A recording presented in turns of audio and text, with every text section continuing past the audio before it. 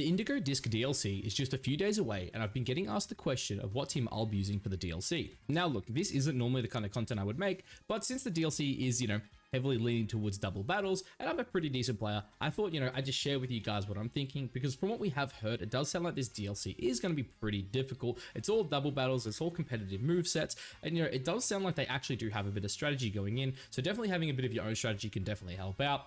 And guys, before we jump into it, I guess if you're interested, I do plan on streaming the DLC. I'll be doing it at 7:30 p.m. Australian Eastern Daylight Time, which is I think roughly about 3.5 hours before this video goes live, or before my normal videos go live. So I guess if you're awake during Australian times, come check that out. So the first one I'm going to be bringing in with me here is one of my all-time favorite VGC mods, and that is Whimsicott. Now, I know looking at this, it doesn't look like a very standard VGC set. Obviously, it looks pretty decent, but obviously I'm rocking double stab. You can also see I'm level 80. I will be going into this DLC with my mons at level 80 and basically adjusting on the fly if necessary. And yeah, in regards to like my spread here, in terms of my moves, I understand this is not a legitimate competitive format. This is still me playing against NPCs, and because of that, I am still opting to go for just very, very standard stuff. Right? I'm going just max speed, max special attack.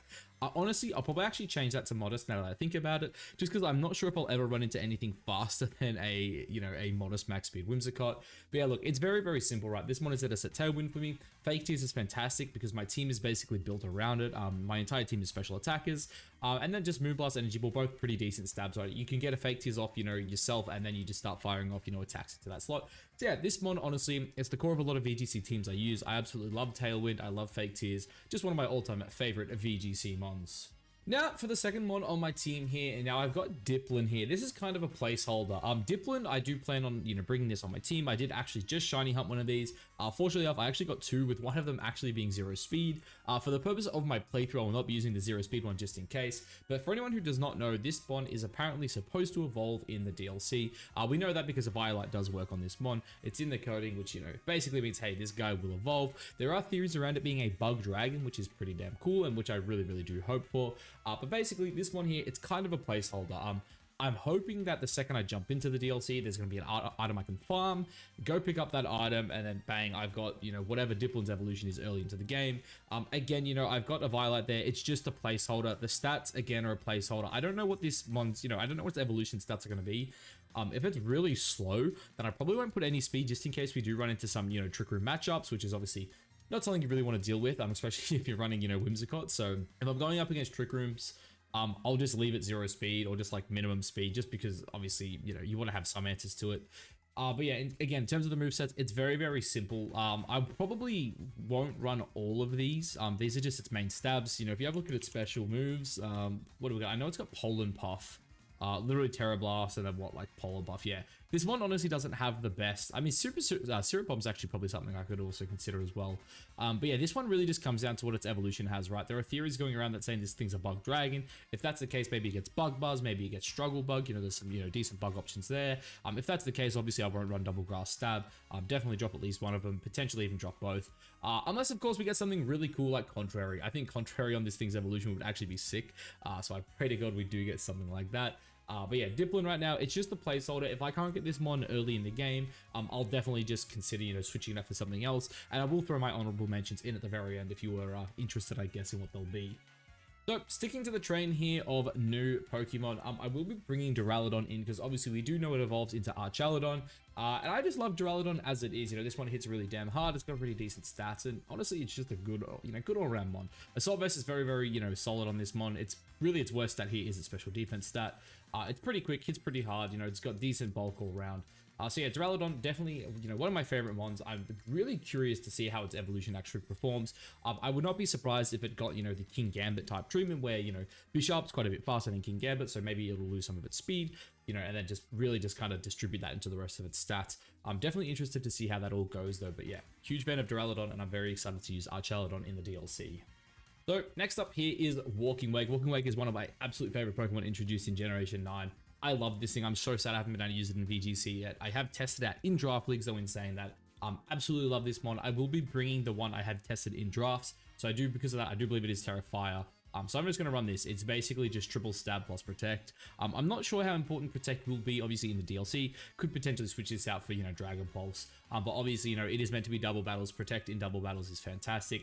But yeah, this just really, you know, it kind of gives me that fantasy core in a sense, right? Obviously, Whimsicott's being a fairy, Duraludon a steel type, and then Walking Wake does give me a dragon. Obviously, Dipplin and Duraludon are both dragons as well, so I'm kind of stacking up there. But honestly, dragon types are always good. You can never go wrong with having dragon types, right? As long as there's not like a fairy trainer in particular. But in saying that, we've got ways around it. And again, these mons here, you know, they all pair incredibly well with fake tears, which I do think is going to be very, very important for my team's success. Speaking of mons, though, that pair incredibly well with Whimsicott, one of my favorites from Generation 8 was Porygon Z. I absolutely love pairing these things together. PZ with what is it, Dynamax was absolutely insane next to Whimsicott, giving it all the bulk, giving it like a max strike that was absolutely absurd coming off Hyper Beams. Absolutely love this one. It's got adaptability as well, which is fantastic with things like Tri Attack. Also Terra Normal I do think will be pretty busted. Again, I'm bringing my one over from my, you know, my Pokemon Sword and Shield, so it will be Terra Normal. I'm just going to leave it like that for the DLC, or at least just for the playthrough. I'm not saying there's going to be the optimal spread or anything like that going into actual competitive. Keep that in mind when I do show you guys these things. But yeah, definitely one of my favorite mons. I love the way this thing pairs with Whimsicott. It's already, you know, a pretty decently fast mon. It hits absurdly hard with choice specs. It's absolutely insane. I could just see, you know, a world where I lead these two together and just constantly gun down one slot with just fake tears into Tri Attack. Very, very cool. And then look, for my last mon here, I am actually going to quickly import it, but everyone knows about Incineroar, right? This guy is, you know, it's the best Pokemon in the game, but, you know, we're not about that life, so we're going to use the even better Fire Intimidate mon. And for anyone who doesn't know what that is, oh, I've actually just misclicked. Give me a second. Ooh, it's this guy. Hello, it's Torracat. I love Torracat. You know, I've got a level 100 one that is shiny in Sword and Shield. And because of that, I will be bringing Torracat instead of Incineroar. Unfortunately, it will be a little over leveled. But look, I love this thing. I think it's unreal. I've used it in draft before. It is so good. There are a lot of situations, I think, in particular, where not having that fairy typing is actually really important. Sorry, the dark typing into fairy types. You know, things like Fluttermane, for example. All of a sudden, you go from, you know, being basically one shot always to Torracat just eating things, right? Like I've done some calcs. Torracat can absolutely eat hits from Fluttermane with, you know, a Violet and max HP. Obviously my set's not optimal. Again, keep that in mind. I'm using one that I've used in a draft before where I paired it with like Overheat and then just like all the support moves. Fake Out obviously is going to be really good on certain leads. Taunt also is just really good because, you know, if you go up against a team, you know, for example, that wants to spam you know, say Trick Room, right? Or, you know, they've got a Trick Room setter, potentially a redirection mod, something like that. Torracat can come in, it can taunt, it's got Fake Out, it's got Parting Shot. Overheat plus Parting Shot also is really cool as well, because, you know, you do this big nuke, lower your special attack, and then you just Parting Shot out of there, right? Really, really cool mon. Absolutely love Torracat. It is without a doubt one of my favorite mons coming back, and I'm so excited to use it, at least just for the DLC. And now quickly, guys, I will actually give you some of my honorable mentions. As I said, depending on what happens with Dipplin, and potentially even Duraludon as well to a certain extent, I do have, you know, I guess some backup mons waiting. One of which I'll touch on really quickly is Raging Bolt. I'm a huge fan of Raging Bolt, very similar to Walking Wake. Absolutely love the mon's design. I'm really planning to use that thing in VGC the second it comes out. And because of that, I will, you know, if I can potentially slot it into the team early, I'll use it. Obviously, I don't know how the DLC is going to go. If I had to guess, Raging Bolt probably won't be legal, or not legal, but it won't be obtainable at the start of the DLC. If I had to guess, it'll probably be, you know, after most of the story. It'll be one of those things where, if I had to guess, you'll catch it in like maybe the last 10% of the DLC story. So because of that, it's a placeholder. If I can get it early, I'll definitely be dropping something for it, just because I absolutely love the mon's design. I really want to use it. And yeah, so that is, I guess, just one of my my placeholders. The other one is actually my favorite Pokemon, Sceptile. I'll quickly chuck this in here. The only reason I don't have Sceptile on the list to start with is because Whimsicott is a grass type. Dipplin is also a grass type. And also if I add Sceptile, then I've got 3 grass types, and let's be honest, grass isn't the best typing in the world. It's pretty decent, don't get me wrong, but it's definitely not the best. But still, it's one of my favorite mons. I think, you know, I would absolutely love to use it next to Whimsicott, you know, to spam out some, you know, decently strong attacks next to Whims. But yeah, really cool. I also do have a shiny one in a Lure Ball, which I absolutely love. And yeah, because of that, you know, it's my favorite mon. If I can use it, I'm gonna use it, yeah. And then finally, my last honorable mention is one of my absolute favorite Generation 7 mons, and that is Minior. This was one of, like, it's one of the best mons I think that was introduced in Generation 7. Like, it was without a doubt, one of my favorite mons to use in Sun and Moon, right? And I was so sad it didn't obviously make a comeback in Generation 8, because I actually think it could have been half decent, you know, in the old Dynamax metagame. Now, this one, obviously, it's not fantastic, and I do think it's, you know, its physical moveset is actually probably a lot better than its special moveset. As you can see here, this was really all it's got on the special side. If I'm feeling crazy and I do end up using this thing, I may even opt for Terra Fairy just to give it a half decent Dazzling Gleam. But look, regardless, I love the mod. I think it's awesome. It's such a cool design. I'll definitely be shiny hunting it in Pokemon Scarlet and Violet once it comes out. But yeah, guys, I guess that's the team. I guess let me know what you think. Obviously, I'll drop this guy here, and I'll quickly throw my Dipplin back in just for the sake of the video here. Give me 2 seconds. We're not editing this out because I'm lazy. There we go. Bang. That's my team. I guess let me know what you think down below. Obviously, yeah, it's not normally the kind of content I would make, but I know people have asked me in Discord and whatnot. And friends are also asking too. So because of that, I thought, you know what, I'll just put it out there. And yeah, I guess other people can see what it is. You know, I know a lot of people like speculating this kind of stuff.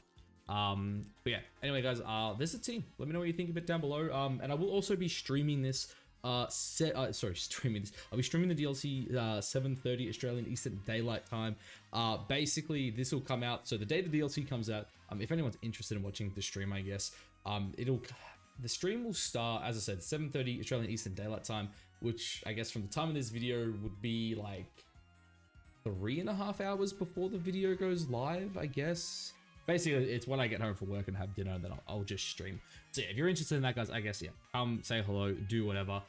If you come, I'll see you there. If not, yeah, have a good day. Hope you guys enjoy the DLC. Hope we all have fun. At the end of the day, that's all that matters. We all have fun playing the game we love. But yeah, catch you in the next one. Peace.